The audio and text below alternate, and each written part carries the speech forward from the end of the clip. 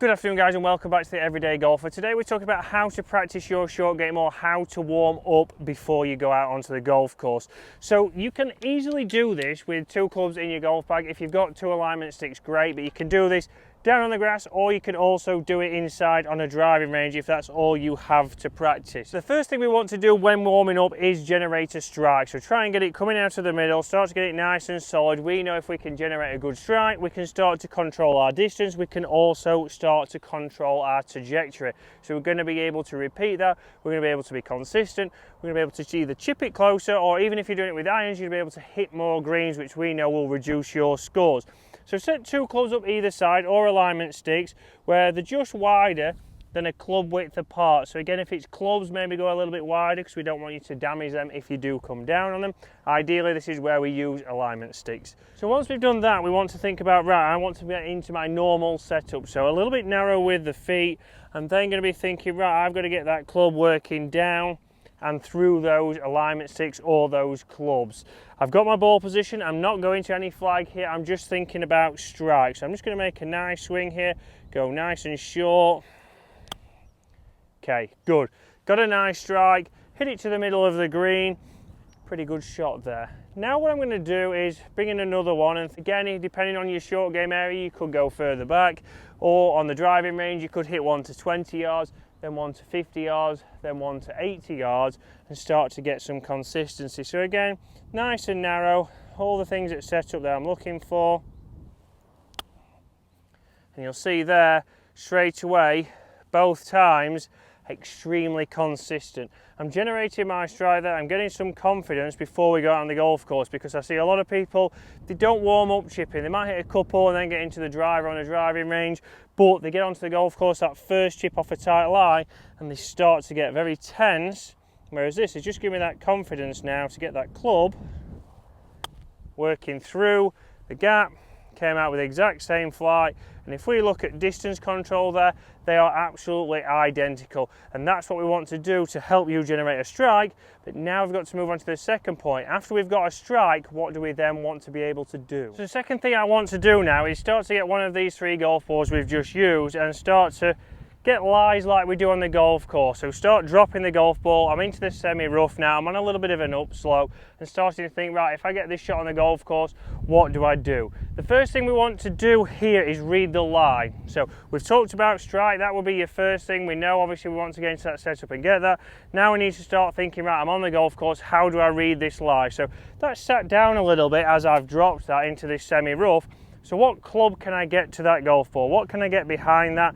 And what am I wanting to do from this shot? So I'm going to hit to the hole which has got the Paradigm head cover in, but we can use one of these second golf balls and start thinking about what kind of trajectory would I want. So if I was going to throw this ball as close as possible, I'll be landing it just on there and letting that run down close to the flag. So I think that I can do that with a 56. So with this lie, can I get a 56 to it? I can. Can I play that mid-flight? Yes, I can. So I'm going to now try and play that shot. So I'm going to get the ball position in the middle as I would for that kind of shot. I'm going to let this club just rotate open and rotate around me as I would normally would. And I'm going to come in and play that shot. And start to see how launched a little bit higher than I thought, but that's done very nice. That's gone to around about 2.5 feet. So I've assessed the lie, I've picked the shot, and I've thought about what I'm going to do. Now we're going to go into the rough and start to see, right, what would change in the rough potentially? It all depends on the lie. Is it sat high up? Is it sat low down? Is that going to affect, obviously, the shot I can play? Is it going to affect the club I'm going to choose? But this is where your practice needs to evolve. You need to go from, right, I've got my strike, now I need to pretend that I'm on the golf course, I need to read the lie, I need to pick the correct shot, which is what a lot of people miss out on the golf course. They don't take the time over the shots, they just get the 60 out every single time, they just hit it as hard as they think, it runs past 7 or 8 feet, which is not a bad chip shot, but your percentage of making that putt, probably why you're shooting higher scores than you want. So I'm now in the rough, and when we're practicing these shots, then we don't need to make them as hard as possible. You've got to think on the golf course, ideally when you do miss the green, which we're all going to do, we're not going to give ourselves the most impossible shot. I'm not going to go downhill short flag because ideally we wouldn't finish there. That's for another practice session, that's not for your warm-up. But I've dropped one in the rough now, and what we're trying to think here is, right, Are you playing early in the morning? Is there a lot of wet grass? Is that going to snag your golf club? How is it getting through there? So again, I'm thinking now for the head cover, what kind of shot do I need? I need something that's going to land on the top, because this is exactly how I would throw it. I would get that a mid trajectory and let it run down the hill towards that flag. That's run a little bit past, so I might actually try and get a little bit more loft than what I threw it as there. So I'm going to open this club face and just make some practice swings, and how's that club going to react through that grass? Again, once we open that club face, it's going to get through the grass a little bit easier than if I go square. So I've opened that up.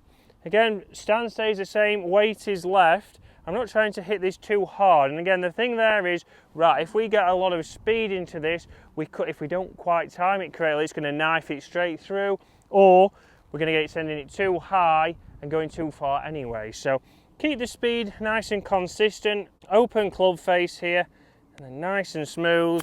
You'll see that's come out nicely, landed soft, and gone straight down towards the head cover. Actually hit the head cover, so if it was a flag, who knows, it might have gone in.